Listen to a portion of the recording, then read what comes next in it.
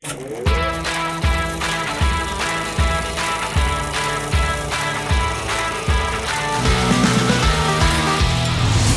is directed by Tommy Lee Wallace, and it stars a bunch of actors, but most importantly, Tim Curry as Pennywise the Dancing Clown. And here with me to talk about it, because Karen has coulrophobia, which is fear of clowns, my brother Alan. Hi everyone. Just so you know, this movie did come out in 1990, but we are going to be talking spoilers. So if you don't want it ruined, pause the video now or stop the video now. And that's enough time. So now we're about to spoil it for you. Here we go. Here we go. Back in the 1960s, a group of kids called the Losers Club is terrorized by an immortal being that takes on the shape of a clown, and they end up kind of defeating it after a while, but later on in life it comes back and they have to take it on once again. It is based on this monstrosity. This book is 1,153 pages long. It was written from 1981 to 1985 by Stephen King, published in '86. The key point is that every 27 to 30 years-ish, it comes back. As Mike said, the synopsis is pretty simple. There's a clown that feeds on children's fears. It personifies itself as whatever that child is afraid of, or in our case, with our main characters that we're invested in, the adults, it plays on their childhood fears, which have somehow managed to continue on in their lives, even though they've forgotten about it. Now, as I said before, the book is based on the book, and the book and the movie are basically very, very, very similar. There's a lot of similarities. Obviously, the book was so long that there's no way you can include everything, and a lot of people call this, it says this is their favorite Stephen King book, a lot of people, and it is a very well-written book. There's a lot of side stories that you just don't really, I've read it. It takes a long time to get through, obviously. It's 1,153 pages long, and there is the only way I can say it is that it's very strange, and if you're a Stephen King fan, then you're used to it, but there's a very strange ending to the book. It's such a fantastic book, and you're investing so much time into it. To be honest, I was very disappointed in the way that it ended. So if you were very disappointed in the way that this 1990 film ends, trust me, it's better than the way the book ends. Many people will disagree with me, and that is totally fine. Everyone's entitled to their own opinion, but the movie and the book diverge very much when it comes to the end. And that is a very good thing in certain aspects. Now, this movie did come out back when I was a year old and he was 9. So we have some memories with this movie. I grew up watching it. I had nightmares after seeing it for the first few times. And now after seeing it again, it's really not that scary. Not at all. It's more of a comedy to me now. It really is. Funny. And it being made in the 90s and mainly for TV, it shows. It did not age very well. And it's quite sad, really, because I have such fond memories of it and nightmares from it. And now seeing it again, I don't know why. But being a kid, you kind of understand that. Well, I think what it is definitely, and the movie points this out, it's a testament to what scares you in cinema. Because if you look in the movie, during the movie, they watch a horror movie from the time frame, which is in the 60s, which is I Was a Teenage Werewolf.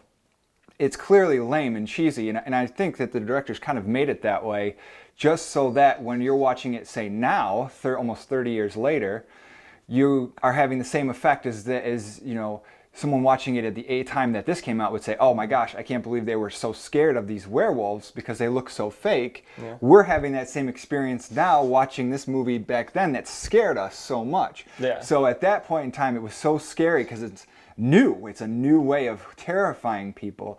And that was how it was in the 60s with like the werewolf movies, all the classic horror movies that we love now. We can appreciate, and they don't scare us, but that's the same way it is with this one, is it doesn't scare us now, but at the time it was just mortifying. He couldn't believe that something like this was on screen, and it was so real. Yeah.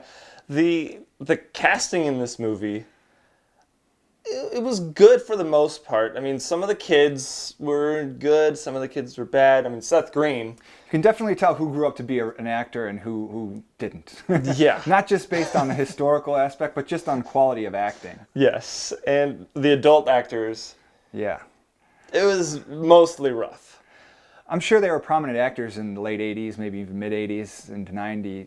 This was made in 90, so Yeah. I assume they'd have some form of acting career. We could IMDb it, but I don't know if. Yeah. Tim Curry, though, Yeah. he was Yeah, phenomenal. staple. He delivers that great performance that's terrifying for the time and comical now. And it's just, you see how much fun he had making this movie. His laugh is on point. Yes. His laugh for the character is on point. And every time I think of his performance in this movie, I think of the library scene with The best, probably With Ben? the best scene in the Ben movie. is in that part. No, that is Richie. Richie's in the library at that point, and he's just trying to crack jokes and really get under his skin and freak him out, and it's a fun scene now. And even back when I first saw it, I wasn't that scared of that part, but now it's just more fun. So one thing that kind of bothered me a little bit was the jumping back and forth in time. And I get why they did that, because it's a way to tell the story, and I don't know how it is in the book. Well, it definitely helps move the story along as you get each piece of the childhood and the adult memories, like as the adult lives, I should say, as they're going. It really helps to move the story along and progress the story. It's very, very well done in the book. Because the first part, in my opinion, even growing up, was always more fun and entertaining and scarier, because they're kids and it's more, you see more of it than in the second part. Because originally this was split into two parts. I think It makes you want to grow up with a group of friends like that. it does. It really really makes you does. just We were wanna talking have- about that while watching the movie. I wanted a big group of friends like that. I had a small group of friends, Right. but Like not most. like a big group of 6, 7 friends. That were which really would've been close and really cool. tight, yeah. And a silver bike. That would be course. cool too. Silver. Away. Silver away. But yeah, the time jumping was it was okay. But again, the first part, the kid part, was much more interesting than the part when they're adults. Mainly because the acting was a little bit stronger with the kids, and there was obviously more Tim Curry. Less overacting. Yes, definitely. Another thing that was a bit annoying for me was you're always seeing Pennywise messing with the kids. I mean, there's always a scene with him in it. And I mean, I get it, because it's a horror movie. It's called It. He is the villain, the antagonist, the monster in this movie. But like, just the little things when they're talking to somebody, in the case when they're adults, Ben and Beverly are having a conversation in the hotel room, and then they start making out, and it turns out to be Pennywise. Like, Ben was making weird. out with Pennywise and didn't know it until he looks in the mirror and sees the clown pants, and then makeup's all over his face. Yeah, that's the weird thing is they having all the makeup all over you. Yeah. No thanks. It's just weird, and it makes it scarier because you don't know where he's gonna be. But it got a little bit repetitive nearing the end. And the fact that, with its experience originally with Georgie, he grabs him and he rips his arm off. So it doesn't really tell you, they briefly mention it, it's a bit more detail in the book. In the sewer scene, it's in the movie, it kind of briefly mentions it, and you kind of get the idea that he wasn't fully consumed. But in the book and in the movie, Georgie's arm is ripped off, and he dies because of shock. He dies because of his blood loss, because no one got to him in time. And it goes, again, more in detail, pretty good detail, well, depending on how your gore level is, good or bad, in the book. But it alludes to it in the movie that his arm is ripped off. He doesn't eat all of Georgie. He only eats his arm. And that was his first few minutes of experiencing it. Without all the other kids that we get to see the stories of, he just messes with them. He doesn't kill them. Yeah. He just messes with them. And I guess that's the turtle, as it is in the book, but you don't know what it is in the movie. That's the guiding force that they briefly reference, but in the book it's the turtle that has brought them together and is protecting them. But you don't get that, but it just didn't make sense. Why didn't he if he could easily just rip off Georgie's arm, why couldn't he, in the shower scene, just Yeah. grab Eddie and pull him down and eat his leg or whatever we wanted to eat, whatever part of him he wanted to eat. Yeah, and that's a scene I want to bring up for sure in a couple minutes. Now we're moving on to the special effects and makeup part of this review, and this is where the movie really gets dated. Because while the makeup's all right, for the most part, I mean, Tim Curry, The clown, so, he's good, yeah. he's well done, but there's other characters that aren't really well done, like the Wolfman. He looks like the 60s Wolfman. Which he probably is supposed to. Yeah, but nowadays it's really dated. And the special effects. Oh, Let's just talk about the shower scene again in the terms of special effects. It's really neat when he first appears and his hands pop through the drain, and it's pretty creepy because it looks like a real shower line or shower drain. But then he opens up the shower and the claymation really kicks in, and he pops through, and of course Tim Curry salvages this poor special effects by being amazing, an amazing actor and creeping out poor little Eddie. and I think the next example of just really dated special effects is in the sewer when he's getting shot by the silver things. Earrings. Yes. And In the book are silver dollars. it just breaks open his skull, and it's like there's light coming out of his head, which that was okay. Yeah, it's just what follows. And which, this, by the way, I must say before we talk about the scene, this scene in particular, I rewound and watched about 3 or 4 times because we were laughing so much when I watched it with my wife. The makeup at that part is really creepy. Yeah, and I'd goop say coming off that's the some of the face. best aspects of this movie is that particular scene with the makeup. The blood. Very shortly after, seconds after, he does this flip above the kids, and he becomes this claymation stop motion clown that shrinks into this tiny little Staring off into somewhere, not looking at any particular person, and just shrinking into this small little drain with his hand up, kind of like Terminator at the end of Terminator 2. If you haven't seen that, spoiler alert, at the end of Terminator 2, when he's sinking into the molten metal or steel or whatever. Just kind of did one of those things. To which gives you a great opportunity to grab his hand and try keep to pull him from out. escaping. Yeah, try to keep him and pull him back out somehow. But that hand then turns into a puppet, clearly, but like a thing. It was gross, but it was bad at the same time. It does one of these. It worked. And then goes down. It worked for the time. Yeah. Because when I first saw that as a kid, I was freaked out. But now it's aged. Exactly. And it's not a bad thing for the movie because it worked for the time, and that's what they had. that was the audience that they were geared toward. And it was a TV movie. So we cannot forget there's it was a made-for-TV movie, so I'd assume the budget wasn't quite right what we'd expect at a blockbuster, as we're going to be seeing in this movie that's coming out. Yes. Next weekend. Super excited for that. I'll talk about that a little bit. And later on, when they face off against the spider form, is he a spider at that point? It's like a crab mix. spider? He's a spider. In the book, he's a spider. Okay. He doesn't really have a shape, Okay. but he is a spider in terms of how you can comprehend him as a human being, how a human would comprehend that type of a being. What most humans fear spiders. So he's physicalized, I guess. I don't really know the proper terminology there. Into a spider, but what puppeteering? I don't know what. Like, I'm no CGI expert. I'm no special effects expert, but it's a practical effect, and it's like a cockroach meets spider hybrid thing with some glowing lights on his chest, and he comes on the scene, and you're just like, I waited for this.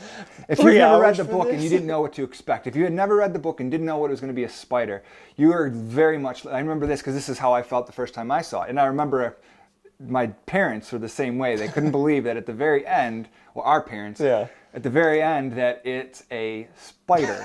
This whole time, it's a stinking spider that is bringing people back and webbing them up, which kind of messes a little bit with him eating the arms off of kids, and I guess it plays to the disappearances, but yeah, the special effects on that spider.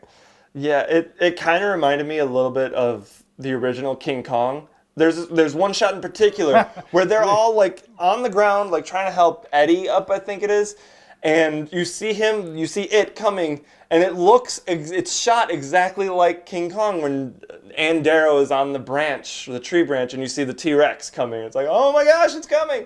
It's coming. So yeah, it's literally a screen, and they didn't do much to. I don't know if it's intentional or if it was just a lack of budget or whatever the case may be. You can tell it's a screen that they're looking at. It is clear as day because the colors don't even match. Not even close. It doesn't even look like they're in the same area. So as much as we're like tearing apart this movie because it is dated with the special effects and everything, there are some shining moments in this movie. Yes, like the very beginning of this movie. That's still actually kind of creepy to me. It's perfect. He's hiding in those sheets that are just blowing in the wind, and the little girl is just out riding her tricycle, and from the very first time that I saw it, it scared the crap out of me, and I didn't know if I wanted to go any further in that movie, but even just rewatching it, it was pretty creepy. Yeah, you get that excellent scene of the little girl singing, is already kind of adding an element. She's a cute little girl, and she's coming in because her mom has asked her to come in, and you see the clown, you see Pennywise, and then the sheet flaps, and it's this scary look. The look he has in that scene is perfect, in my opinion, for that movie. He just looks scary. He goes from being funny to being scary, and then you don't know exactly what happens because it doesn't show it, but you know because of how what's implied and how the scene plays itself out. So that first scene is fantastic. Yeah. The editing in particular in that scene is brilliant because of that shot when you see his face turn angry. It's really quick. It's maybe like 10 frames, it's half just a second. And just if it had been any more, it might have been less scary. It would have taken away from the fear. And another thing, a technical aspect of this movie that I loved, and rewatching it, I was just amazed that a TV movie with a budget that cut back on some of the special effects, the shots that they got were really good. There's a lot of crane shots that move through the scene, and there's this one scene where it's when they're introducing Richie because you made the comment during while we were watching. It's a scene where Richie is introduced as an adult. It's all one shot, and they go from seeing him on the TV, and they just go through this studio, and you see him on the stage, and then they follow him back into the backstage. It's really well done. And for a movie that was made in 1990 with a seemingly tight budget, TV budget, that was impressive. And there's a lot of other crane shots that are gorgeous to look at. And the shots in this movie are really well done. I'm no cinematographer. I'm not. He's into this way deeper than I am, but I can appreciate, because of him and because of the things he's mentioned, the fact that the shots that they captured in this movie and the way they filmed it, it was beautiful. It was so great. All the negatives aside, like the way that the director captured each scene was spot on, in my opinion. There wasn't a scene I could really complain about the way it was shot. And even the sets. The sets were amazing. Like, you don't feel like you're watching a cheap movie when you see the sets. It's like a blockbuster type thing, except for that one scene with the spider. That's like the cheapest looking part, and that's sad because that's where they ran out of money. Yeah. So right where they ran out of money. We gotta cut this short really quick. Yeah. But there are definitely some shining moments in this movie. And the shower scene, as cheesy as it is, that was probably one of the scariest parts for me growing up, because it was, I mean, I had first seen it when I was, I think I want to say 6, maybe 7, and I was terrified to take showers after that. I would stand on the shower drain just in case, and I'd always watch it just to make sure I don't see white gloves coming up to push it open. Probably a better idea, because you want them to stab your foot into the drain and you step on it. Yeah. So that one scarred me. Another positive aspect is that they really stuck to their source material really well. Now, of course, they had creative flexibility, so they did change a few things, but like I said, Like, there's a lot of material in this book, and they stuck very close to the book in most areas. In the general speaking of the film, they stuck to it really well. A lot of the dialogue was straight out of the book. A lot of the scenes were depicted right as they were in the book. So it was really interesting. I've seen the movie when I was a kid, read the book, watched the movie with my wife, and then we just watched it again. So after watching it right after I finished the book, you really kind of see how incredible that they did, considering that it's a book to movie portrayal. And they did a fantastic job in capturing the scenes and cutting out so much to keep the story along exactly the same as the book, essentially, in a general sense. They kept the storyline all the same as the book. The basic points are hit. Certain scenes are completely different. Certain characters experiencing things that other characters did in the book. I won't go into specifics because that would take way too long. But if you've never read the book and you're just watching the movie, then it's a great experience. We can't forget to talk about the bullies. In the book, the battle between the Bowers and the grown-ups is actually a bit longer, and Henry Bowers portrays the perfect vessel for Pennywise to carry out what he can't carry out, which is when they don't believe, he can still get to them. Pennywise is dependent on their belief, on their fears, and in order to harm them, whereas Henry Bowers can just harm them. Just because he's in physical space with them, he can harm them. And the bullies are perfectly portrayed. In fact, it made me scared to deal with any bullies, because I thought all bullies were either like Biff or like Henry Bowers. Just horrible, horrible, mean people. And bullies are mean, but I mean, this kid's just bad. I mean, he's ready to stick poor Ben Hanscom in our first encounter with Ben. And just because he's overweight. Just because no real reason. In the book, he doesn't let Henry cheat on the exam they're taking, and that's what prompts him to want to cut his initials into Ben's stomach. And he actually succeeds in cutting in one of his letters into his stomach. But he's just a terrible, terrible kid, and he was portrayed very well by, I'm not sure of who the actor was who played him, but he did a great job. And the scene where Belch gets bent in half and dragged through the pipe is one of the scariest scenes to me, because it's so realistic looking, how he's just dragged in, and his fingers, just the way his fingers kind of curl over the pipe and just drag through. It's beautiful. It's wonderfully portrayed, that particular scene, and that happens in the book. It folds him in half and drags him through. But it was just a good scene and very scary scene. Another good aspect of this movie is a lot is left up to your imagination to figure out things, like how the little girl dies at the beginning. You never see it. You only see the mother's reaction to it. And you see Pennywise's point of view charging at the girl. And same thing with that other bully. You zoom into his mouth. You don't know what's happening. Same with Georgie. You don't really see it. You see him grab his arm, and that's about it. Yep. And then you hear it. You hear what happened later on, but you don't get to see it. So that, just having your mind wonder how it looked, what exactly happened, adds to the level of terror, I would say. And one more thing before we give you guys our final grades, I wanted to talk to you guys about this game called Popcorn Trivia. It's a mobile game that you can download on your Android device or your iPhone or Apple device. It's a really fun movie trivia game that I challenged Alan to for the movie It. I got a 300. And I got a 296, simply because I misread one of the questions, didn't follow the instructions properly, and cost me 4 points. Yeah, so make sure you guys read those full questions, and make sure you download this game. It's really fun. And they release a new movie, at least one new movie from the theaters, and another movie, and usually a TV show on New Movie Friday. So make sure you guys check out this game. It's called Popcorn Trivia, and test your movie knowledge. So like we've said, this movie does feel a little dated in some aspects, but for the most part, it's still an enjoyable movie.